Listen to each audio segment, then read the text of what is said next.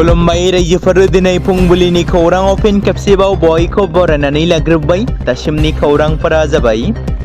गिबि खौराङाव दङ थारैनो आथिखालाव दुलाराय बर' फरायसा आफाद एबा एबसुनि आफादगिरि बिबान लानानै हाबा मावबाय थानाय दिपेन बर' बिथाङा एबसुनि आफादगिरि बिबाननिफ्राय गोजान जामारसिगोन नामा? एबसुनि बिबाननिफ्राय ओंखारनाय लोगो लोगो दिपेन बर' बिथाङा राजखान्थिनि फोथाराव फैगोन नामा?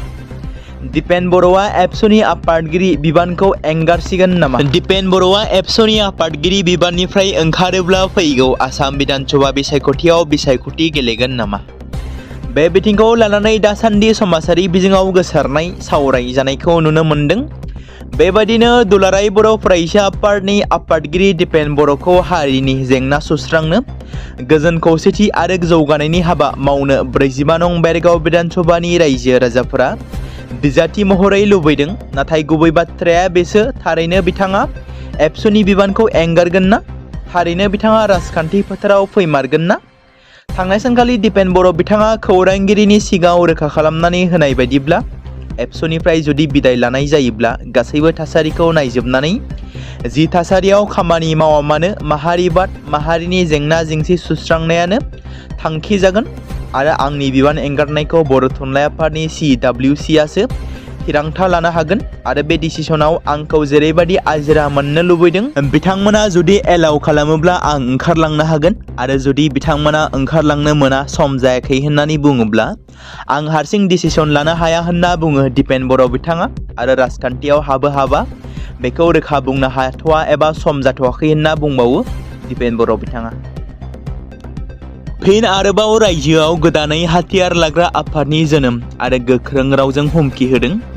आलादा रायजोनि मुङाव डिमासा नेशनेल लिबारेशन टाइगार मुंनि बिगिरारि आफादा गोख्रों हुमखि होदों। खौरां डिमासाय मुंनि सुबुं जाय आफादनि गाहाय नेहाथारि महरै सिनायथि होदों आरो बिथाङा बुङोदि DNLT थामहिनबा डिमासा नेशनेल लिबारेशन टाइगारा गोदान थांखिजों आफादखौ दाफामफिनदों जायनि थांखिया हारिनि गेजेराव खौसेथिखौ गोख्रों खालामनाय आरो डिमासा हारिनि मोनथाय सिनायथि आरो इयुनखौ रैखाथि होनाय। बे हानजाया संबिजिरनि 6थि फारिलाइनि दफा आर्टिकेल 244 नि सिङाव डिमा हासाव आरो सानजा सोनाब कार्बि आंलं जिल्लाफोराव डिमासा सुबुंफोरा रायजो जानानै दं बिथांमोनखौ लाफानानै आलादा गावखुंथायारि रायजो दानो दाबि खालामबोगासिनो दं। डिमासाय बिथाङा बुङोदि सोरखारा बिधानसभा बिसायख'थिनि सिगां गावखुंथायारि हादोरसा दाफुंनो खोथा होदोंमोन नाथाय बे दाबिया आद्रा जानानै दं। बिथाङा ओनसोलनि सुबुंफोरखौ बे दाबिखौ हेफाजाब होनानै खौसे जानो खावलायदों आरो जोंनि दाबिया थार दाबि जों जोंनि मोनथायखौ मोनागौमानि जिरायना थाया होनना गोख्रों रावजों बुंदों एबा सोंखारियो डिमासा हाथियार लाग्रा आफादा। बर' थुनलाइ आफादनि खुंगा 65थि बोसोरसालिया जथुमाखौ सानथामनि मेहेरगोनां हाबाफारिजों 72 बोसोरनिनो थांनाय 9, 10 आरो 11 जानुवारि 2022 खालाराव चिरां जिल्ला बिजनी बरलागाव थेंफाख्रि फोथाराव मेहेरगोनाङै खुंफुंनाय जादोंमोन। बै जथुमानि थान्दै मेलनि गेजेरजों गोजाम आफादखौ सिफायनानै गोदान आफादखौ दाफुंनो गोनांमोनब्लाबो नाथाय माखासे जाहोनाव गोदान आफादखौ आबुङै दाफुंनो हायाखैमोन। बेखौनो थान्दै मेलाव थांखि लाखानाय बादियै मैया अदालगुरि जिल्ला बर' थुनलाइ आफादनि बानजायनायाव अदालगुरि फरायसालिमायाव खुंनाय बर' थुनलाइ आफादनि 65थि बोसोरारि जथुमानि आद्रा थानाय जर'खा जथुमा लोगोसे बिसायख'थियाव दुलाराय बर' फरायसा आफादाबो सरजाब एबा आफादनि लोब्बा महरै बाहागो लानानै जारिमिनारि बर' थुनलाइ आफादनि गोदान आफादखौ आबुङै दाफुंनाय जायो भटिंनि गेजेरजों बिसायख'थिखौ गेलेदोंमोन। बर' थुनलाइ आफादनि आफादगिरि महरै सानै बिजाथि क'क्राझार जिल्लानि गपिनाथ बरगयारी सालबारि जिल्लानि सीताराम बसुमतारी बेनि अनगायैबो गुबुन गुबुन बिबानफोराव जेरै लेङाइ आफादगिरियाव प्रशान्त बर' जाय सनितपुर जिल्ला बर' थुनलाइ आफादनिफ्राय कमलाकान्त मोसाहारी गुवाहाटी जिल्ला बर' थुनलाइ आफादनिफ्राय डक्टर प्रेमानन्द मोसाहारी कार्बि आंलं जिल्ला बर' थुनलाइ आफादनिफ्राय बिनय कुमार नार्जारी तामुलपुर जिल्ला बर' थुनलाइ आफादनिफ्राय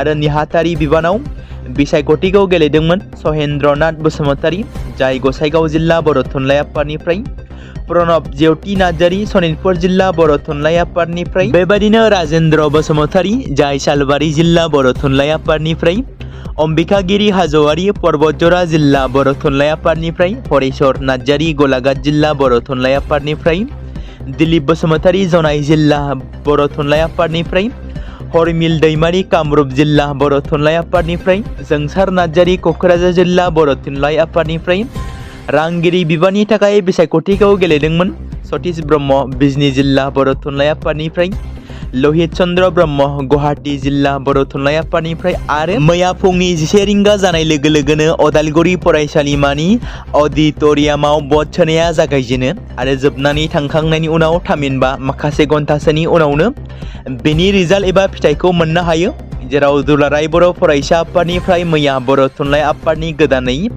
बिबान मोननाय आफादगिरि गाहाय नेहाथारि आरो गासै बिबानगिरिफोरखौनो बरायनानै लानायखौ नुनो मोन्दों। बर' थुनलाइ आफादनि गोदानै बिबान मोननाय मानगोनां बिबानगिरिफ्रा फारियै आफादगिरियाव गपिनाथ बरगयारि जाय क'क्राझार जिल्लानिफ्राय बिथाङा मोननो हायो। लेङाइ आफादगिरियाव मोननो हादों कमलाकान्त मोसाहारि गुवाहाटीनिफ्राय डक्टर प्रेमानन्द मोसाहारि कार्बि आंलं जिल्लानिफ्राय नीलिमा बसुमतारि क'क्राझार जिल्लानिफ्राय गाहाय नेहाथारि बिबानाव नीलकान्त गयारि नेहाथारियाव डक्टर प्रणब ज्योति नार्जारि सनितपुर जिल्लानिफ्राय सहेन्द्रनाथ बसुमतारि गसाइगावनिफ्राय राजेन्द्र बसुमतारि सालबारिनिफ्राय दिलीप बसुमतारि जनायनिफ्राय सोरजिला औवारि धेमाजि आरो रांगिरि बिबानखौ मोनो लहित चन्द्र ब्रह्म गुवाहाटीनिफ्राय बिथांमोना। बिश्वनाथ जिल्लानि सिङाव थानाय सेरफांगुरि गामिनि प्रवीण बसुमतारिनि फिसाज्ला देरहासात बसुमतारिया बहाबा गोमानानै दं।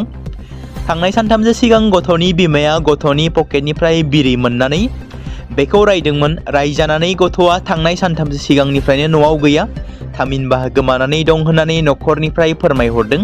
मख'नो गोनांदि देलायस्रि सेन्टारनि हलि किड्स फरायसालियाव थाखो 8आव फरायफुबाय थानाय देरहासात बसुमतारिया 19 फेब्रुवारि खालारनिफ्रायनो गोमानानै दं। बेनिखायनो सोरबाफोर बहाबा नुसनबायोब्ला जानबुं नम्बर 9678566196 जानबुं नम्बराव खौरां हरनो खावलायदों एबा खिन्थाहरनो खावलायदों न'खरनि सोद्रोमाफोरा। लोगोसे बे हौवासा गथ'खौ सोरबाफोर बहाबाफोर नुबाय बायोब्ला एबा नुसनोब्ला बिश्वनाथ जिल्ला ABSU नदुवार दखरा ABSUनो खोन्थाहरनो थाखाय खर' गंग्लायै खावलायहरदों। क'क्राझार जिल्लानि थाखाय गथ' गैयै जरा एबा हौवा हिन्जावफोरनि थाखाय मोनसे मोजां खौरां। जेनिट'बा IVF मिरु गुवाहाटीआ 22 फेब्रुवारि 2022 खालाराव क'क्राझाराव बेसेन नाङै इनफार्टिलिटी केम्प खुंफुंनो थाखाय थियारि लादों।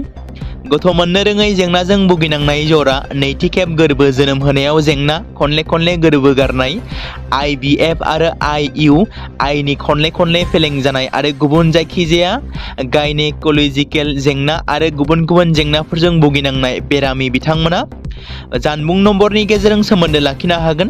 थावनिया जाबाय प्रगति भवननि साखाथियाव थानाय इनफिनिटी हेल्थ केयार क'क्राझाराव। दा बेनिखायनो नोंथांमोना 8609940000 नङाब्ला 9874218237 जानबुं नम्बराव आबुङै सोमोन्दो लानो हागोन। फिन आरोबाव गुबुन रायजोआव आसामनि थागिबि सुबुंनि जिउ खहा जादों। गुबुन हादोरसायाव खामानि मावहैनाय सासे सुबुङा जिउ गोमादों। नगावनि उरियागावनि थागिबि बबी हाजरिकानि फिसाज्ला पार्थ ज्योति नाथआ सनिबारनि मोनायाव हायद्राबादनि निउ ब्र सिकिउरिटि एजेन्सिनि सिङाव खामानि मावबाय थानाय समाव गावनि खथायावनो जिउ फोजोबना लानायनि खौराङा गासै उरियागावआव दुखुनि साया लाबोदों। खौरां मोननाय बादिब्ला 30 बोसोरसो बैसोनि पार्थ ज्योतिया मोनसे जोबोद निखावरि न'खरनि सासेल' रां खामायग्रा सुबुंमोन। बोसोरसे सिगां खामानि नागिरनानै हायद्राबादाव थांदोंमोन होनना बिथांनि न'खरनि सुबुंफोरा फोरमायदों। खौरां मोननाय बादिब्ला बिथांनि बिमा बबी हाजरिकाजों लोगोसे बिनि बिनानाव आरो सासे लोगो जाय एखे मोनसे एजेन्सियावनो मोनसे समाव खामानि मावोमोन। नाथाय बेबादि हरखाब दुखुनांथाव जाथायखौ फोथायनो गोब्राब मोनदों न'खरनि सुबुंफोरा। हायद्राबादनि कम्पानिनि हेमन्त डेकलजों सोमोन्दो लाखिनायनिफ्राय मिथिनो मोनोदि जाथाय जानायखौ खौरां मोननायनि उनाव जायगानि पुलिसनो खौरां हरनाय जादोंमोन आरो पार्थनि गोथै सह'खौ फाहामसालियाव दोननाय जादोंमोन। समबारखालि फुंनि एबा दिनै 9:30 रिंगानि गेजेरावनो पुलिस थानानि गासै नेमखान्थिफोरखौ फोजोबगोन। बेनि उनाव गोथै सह'खौ न'खरनो गथायना होगोन होनना पुलिस फारसेनिफ्राय फोरमायदों। भारत हादोरा दासान्दि हाथियार आरो रैखाथिनि बेलायाव जोबोद सांग्रां जाबोगासिनो दं। मानोना अरायसम सुथुर पाकिस्तान हादोरनि उदखारिफ्रा सानफ्रोमबो भारतखौ गाग्लोबनो खैसार खालामबोगासिनो दं। बेनिखायनो भारतारि आर्मिया फारफ्रोमबो बिथिङाव सांग्रां जाबोबाय थादों। नाथाय बेनि गेजेराव माखासे दुखुनि खौरांबो फैबाय थादों। बेबायदिनो भारतारि अख्रां रैखाथि हान्जानि बिरखंआ गोग्लैदों। खाफाल मोजांदि फाइटार जेटनि पाइलटआ रैखाथियै दं होननानै खौरां मोननाय जादों। हादोरारि खौरां बिजोंनिफ्राय मिथिनो मोननाय बायदिब्ला भारतारि एयार फर्सनि तेजास फाइटार जेटआ लेन्डिं खालामनाय समाव जाब्रबथाय जानानै गोग्लैयो। खाफाल मोजांदि जाब्रबथायनि सिगांनो पाइलटआ बिरखंनिफ्राय ओंखारलांनो हादोंमोन एबा रैखाथियै ओंखारनानै गावनि जिउखौ रैखाथि होनो हादोंमोन। बे समावनो बे जाब्रबथायनि उनाव भारतारि एयार फर्सआ कर्ट अफ इनक्वायरि दानानै तेजासनि गासैबो बिरखंफोरखौ नायबिजिरनायखौ जागायदों। मख'नो गोनांदि थांनाय 2025 मायथाइनि नभेम्बर दानावबो दुबाइआव एयार श'नि समाव तेजास जेटआ थामहिनबा फाइटार जेटआ हरखाबै जाब्रबथाय जानानै गोग्लैदोंमोन। बे जाथाया दुबाइनि अल मखदुम इन्टारनेशनेल बिरखं गाथोनाव जादोंमोन, जेराव बेयाव बिरखं सालायगिरि एबा पाइलटआ जिउ गोमादोंमोन। भारतनि हौवासाफोरनि क्रिकेट हानजाया मैया ICC T20 बुहुम कापनि बादायलायनायाव खोला आफ्रिकाजों मोगा-मोगि गेलेनायाव जेननो गोनां जायो। आहमेदाबादनि नरेन्द्र मदि स्टेडियामाव जानाय मेचआव भारतनि हानजाया 76 राननि फारागथियाव जेननो गोनां जायो। मेचनि जागायजेननायाव टस देरहानानै खोला आफ्रिकाया सिगां बेटिं खालामनो थिरांथा लायो। बेनि उनाव खोला आफ्रिकाया 187 रान बुदोंमोन, नाथाय भारतनि गेलेगिरिफ्रा मिजिंथिनाय बादि गेलेनो हायाखैमोन आरो 111 रानल' बुनो हादोंमोन, जायनि थाखाय जेननो गोनां जायो। 188 राननि थांखिखौ सहैनायाव फेलें जानानै भारतआ मेचनि जागायनायनिफ्रायनो जोबोद गाज्रि गेलेदोंमोन। गिबि अभाराव ईशान किशना 0 रानाव आउट जायो। लासै सूर्य आरो अभिषेकआ क्रीजआव फैदोंमोन, नाथाय बिथांमोना मिजिंथिनाय बादि गेलेनो हायाखैमोन, जायनि थाखाय आफ्रिकाजों जेननो गोनां जायो। मोनसे दुखुनांथाव खौरां। मुंदांखा गागि खौरांगिरि आरो सानसुमै धीरेन्द्र नाथ चक्रवर्तीया दिसपुरनि GNR देहा फाहामसालियाव रुंसारि जाबाय, जेराव बिथांखौ 2026 मायथाइनि 19 फेब्रुआरि खालाराव देहा फाहामसालियाव थिसननाय जादोंमोन फाहामथायनि थाखाय। नाथाय फाहामथाय होसेयावबो बिथांखौ लाखिनो हायाखिसै। मख'जाथावदि बिथाङा आसामनि गोबां गाहाय खौरां बिलाइफोरनि सुजुगिरि महरै खामानि मावबोदोंमोन। सुबुं फोनांजाब बिफाननि सामलायगिरि महरै आजिरा मोननाय चक्रवर्तीया रुंसारि जानाय समाव 96 बोसोर बैसोनि जाबायमोन। 2019 मायथाइयाव बिथांखौ सुबुंखान्थि सानखालि जार्नालिज्म बान्थाजों मान होनाय जादोंमोन। मख'नो गोनांदि आसाम पाब्लिकेशन बर्डनि नेहाथारि प्रमद कलिताया गुवाहाटीनि पान्जाबारिनि थागिबि गागि खौरांगिरि, सानसुमै लिरगिरि आरो मेलेमजिबि धीरेन्द्र नाथ चक्रवर्तीनि रुंसारि जानायाव गोथौयै दुखु मोननाय फोरमायदों। लोगोसे खौरां बिजोङाव दुखु मोननाय फोरमायनायाव नेहाथारि कलिताया बिथाङा लिरदों दि धीरेन्द्र नाथ चक्रवर्तीनि रुंसारि जानाया आसामनि समाजारि जिउनि थाखाय मोनसे सुफुंख'हायै खहा जानानै थालांबाय। बिथांनि रुंसारि जानायनि आत्माया अराय गोजोननि थाखाय आरज गाबो, जाहाथे बिथांनि आत्माया सुखु गोजोन हामलायथि एबा गोजोनै थानो हायो। रेलवे पुलिसनि मोनसे गेदेर जाफुंसारनाय। रेलवे पुलिसआ 80 लाख रां बेसेननि सनानि बिस्कुटजों लोगोसे सासे सुबुंखौ खादों। बदरपुर रेलवे स्टेशनाव 15626 सप्तायारि एक्सप्रेसखौ नेमबादियै नायसंनाय जादोंमोन आरो बेबादि समावनो सासे अभिजित देबनाथ मुंनि सुबुंखौ हमनो हायो आरो बे सुबुंनिफ्राय गंबा सनानि बिस्कुट बोखांनो हायो। खौरां मोननाय बायदिब्ला बोखांनो हानाय सनानि बिस्कुटनि लिरथाया 584.4 ग्राम। हमजानाय अभिजित देबनाथआ सोनाब त्रिपुरा जिल्लानि रानी बाजार पुलिस थानानि ओनसोलनि हरि चौधुरी पारा मजलिसपुरनि होननानै सिनायथि मोननाय जादों। पुलिस फारसेनिफ्राय मिथिहोनाय बायदिब्ला अभिजित देबनाथआ सनानि बिस्कुटफोरखौ त्रिपुरानिफ्राय गुवाहाटीसिम लांनो थांखि लादोंमोन। रेलवे पुलिसनि गोख्रों नायबिजिरनायनि गेजेरजों सनानि बिस्कुटनि बाजारनि बेसेना 80 लाख रां जागोन होनना फोरमायदों। फारसेथिं रेलवे पुलिसआ हमजानाय सुबुंनि हेंथायै केस थिसननानै नायबिजिरनायखौ जागायदों होनना मिथिमोनदों। BTCजों लोगोसे आसामनि दाब दाब जायगायाव मानसि गोमानाय जाथायफोरखौ खोनानो मोनबाय थायो। आथिखालाव जोंनि बिमा बिफाफोरा बबे लामाजों थांगासिनो, गोबां समफोरावनो बिमा बिफानि गोहैलो आखुनि थाखाय माखासे सुबुंफोरनि एबा फिसाला फिसाजोफोरनि गोमानाय जाथायफोरा जाबोबाय थादों। बेबायदिनो बिश्वनाथ जिल्लानि देलायस्रि सेन्टारनि हलि किड्स फरायसालियाव थाखो 9आव फरायफुबाय थानाय देरहासात बसुमतारिया 19 फेब्रुवारि खालारनिफ्रायनो गोमानानै दं।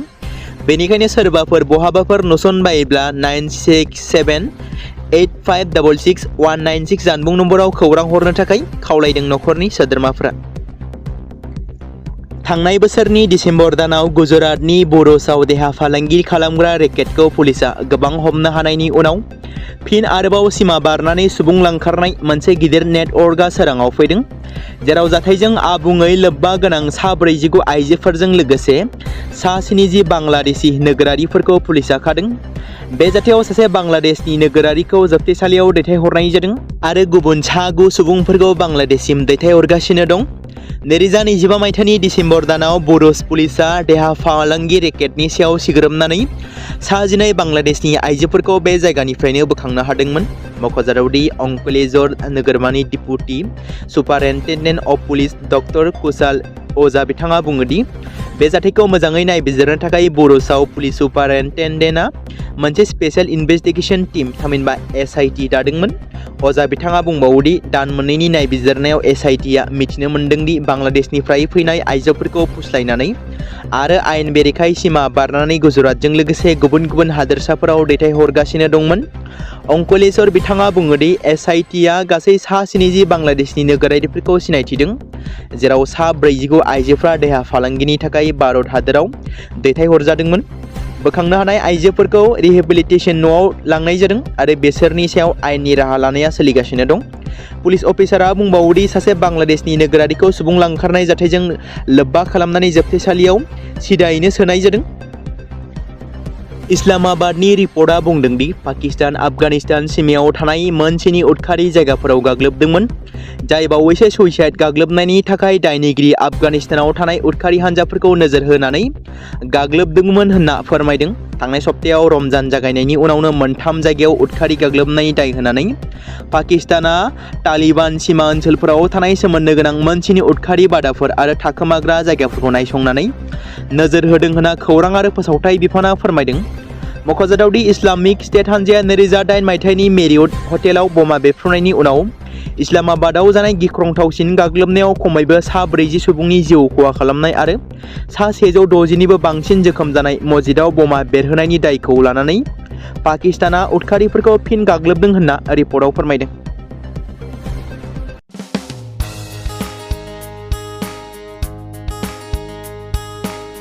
बे समाव मोनसे गोजोनथाव खौरां, BTC हालामनि रायजो राजाफोरनि थाखाय मोनसे गोनां फोसावथाय। क'क्राझार जिल्लानि सिङाव थानाय बड'लेण्ड एकाडेमि सिनियर सेकेन्डारि स्कुला लानानै फैदों गोजोनथाव खौरां।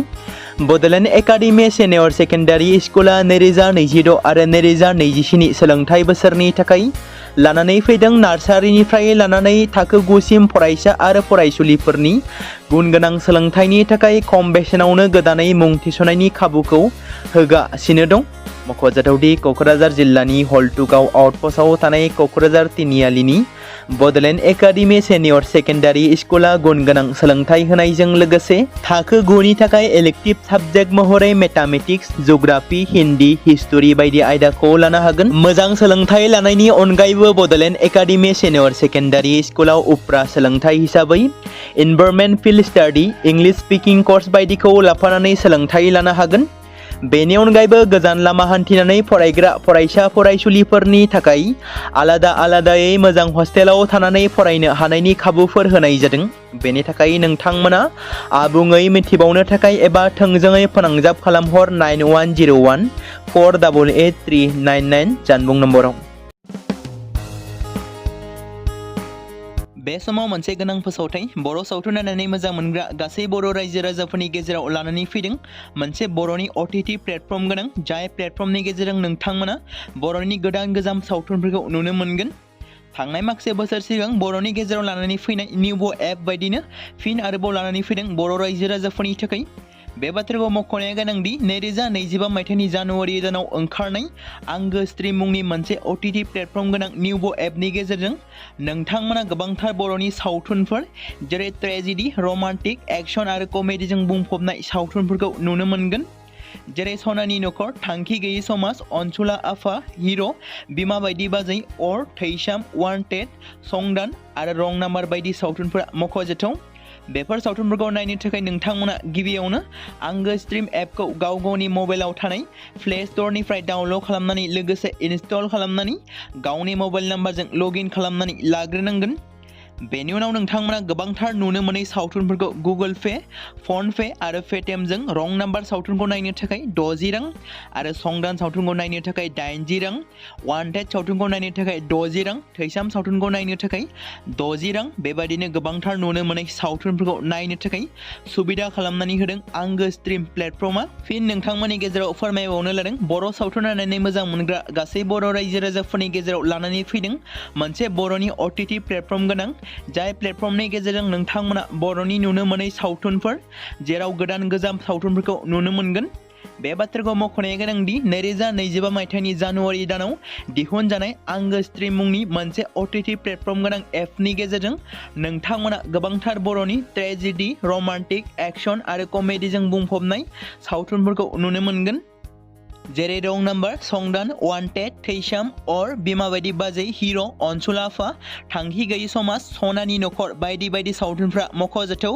बेफोर सावथुनफोरखौ नायनो थाखाय नोंथांमोना गिबियावनो आंगो स्ट्रीम एपखौ गावनि मबाइलाव थाखानाय प्ले स्ट'रनिफ्राय इनस्टल खालामनानै गावनि मबाइल नाम्बारजों लगइन खालामखांनायनि उनाव नोंथांमोना गोबांथार नुनो मोनै सावथुनफोरखौ गुगोल पे, फन पे आरो पेटिएमजों रं नाम्बार सावथुनखौ नायनो थाखाय 60 रां, संदान सावथुनखौ नायनो थाखाय 80 रां, वान्टेड सावथुनखौ नायनो थाखाय 60 रां, थैसाम सावथुनखौ नायनो थाखाय 60 रां बेफोरबायदिनो अर सावथुनखौ नायनो थाखाय 60 रां पे खालामनांगोन। बेबायदिनो गोबांथार नुनो मोनै बर' सावथुनफोरखौ नायनो थाखाय सुबिदा खालामनानै होदों आंगो स्ट्रीम प्लेटफर्मा।